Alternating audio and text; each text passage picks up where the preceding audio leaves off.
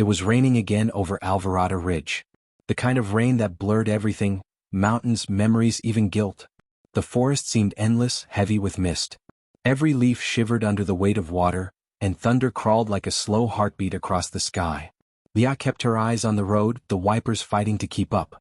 The headlights carved tunnels through the storm. She told herself she had come here for a new start. A small town far from the city. Far from what she once feared. But the road had other plans. The storm grew wilder. Water ran down the asphalt like silver veins, alive with lightning. And then through the thunder she heard it, a cry. Not human.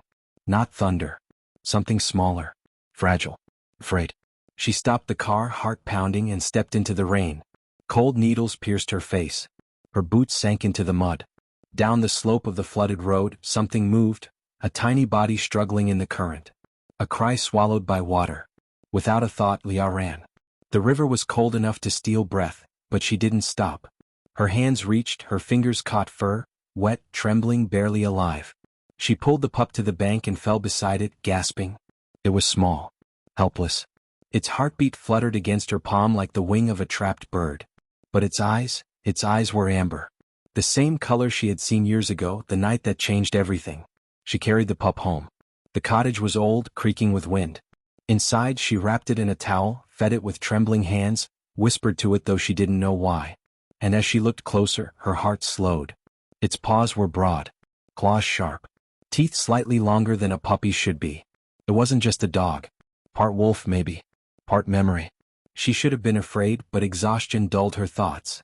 When the pup finally fell asleep by the fire, Leah sat staring into the flames, tracing the scar on her arm. A reminder carved by fangs and fear.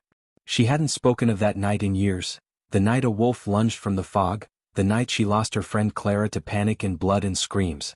The night she swore she'd never return to the wild. And yet here she was, holding its child. Days passed. The pup followed her everywhere, limping slightly on its wounded leg. Sometimes, it would stop and look toward the woods, as if hearing something she couldn't. At night, when the wind turned colder, it would whimper softly, staring out the window, waiting for a sound only it remembered. And then one night that sound came. A distant howl rolled through the valley. Long, deep, ancient. It felt older than language. Leah froze, her breath caught halfway between fear and wonder. The pup lifted its head and howled back, a trembling, broken echo that sounded like longing. Outside something answered. Another howl, closer this time. The sound wrapped around her house like memory returning home. Leah's heart began to race. The next morning she drove to the ranger station. Miguel, the local park ranger, stood at the door, rain dripping from his hat. He was kind, weathered, and cautious, the kind of man who trusted nature more than people. Tracks, he said, pointing to a muddy print cast. 2 adults. 1 young. Wolves don't come this close without reason. She hesitated. Will they come for it? Miguel looked at her carefully. If it's theirs, they will. He studied her face. You're the woman who was attacked years ago, aren't you? Leah nodded slowly. I survived. Miguel sighed. Then you know what they're capable of. Leah looked toward the mist. I also know what I'm capable of. That night, sleep refused her. She dreamed again of the forest, teeth and eyes and running feet. But this time something was different. In the dream the wolf didn't attack. It limped. Wounded. Backing away as if protecting something behind it. A den. A small whimper. A pair of amber eyes. She woke up crying. The pup whimpered beside her, and on its leg in the exact same place she saw a faint scar. 4 days, Leah tried to fight what her heart already knew. This was the child of the wolf that had attacked her. The offspring of the creature she had feared her entire life. And yet, she couldn't hate it. When it curled beside her feet, when it licked her hand, when it followed her through the garden with innocent eyes, she saw no malice, only trust. It was a creature born of what once terrified her, and still it looked to her for safety. Fear, she realized, is patient.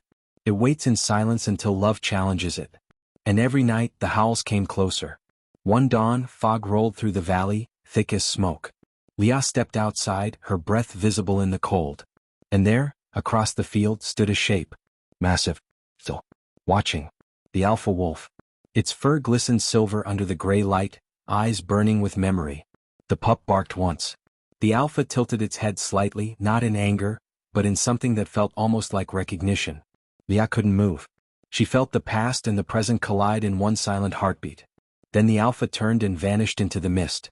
From that moment on, Leah could no longer pretend she didn't understand. It wasn't the wolf she feared, it was herself. Her inability to forgive. Her refusal to let go of a single night that had defined her entire life. Days later Miguel came again. "You can't keep it," he said gently. "If the pack finds you with their cub, it won't end well." Leah nodded, but her gaze wandered to the forest. The same forest that had once taken everything from her.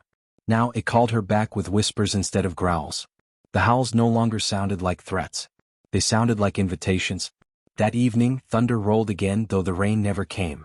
She drove to her grandmother's cottage, an old stone house surrounded by herbs and prayer ribbons. Dona Iris was waiting by the fire, her gray eyes bright. Leah told her everything. The storm. The pup. The eyes. The fear. The old woman listened without interruption. Then she smiled faintly.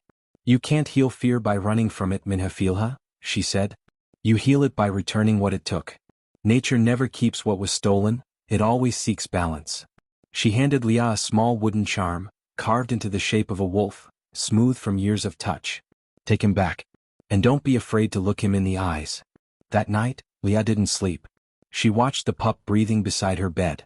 She thought about the scar on her arm and how it had guided every decision she ever made, who she trusted, where she lived, how small she kept her world. But the scar didn't hurt anymore. It only remembered. At sunrise she wrapped the pup in a blanket and walked into the woods. The mist clung to the earth like breath. Birds stayed silent. Every branch creaked as if the forest itself was holding its breath. The pup wriggled softly in her arms, licking her wrist. "Go home," she whispered, voice trembling. The forest opened before her like a memory reborn.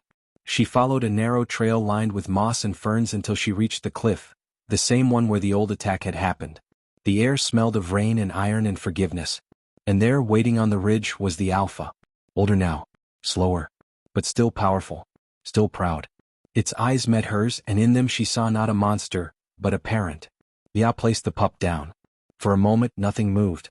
Then the alpha approached, step by step, until the space between them was filled only by breath.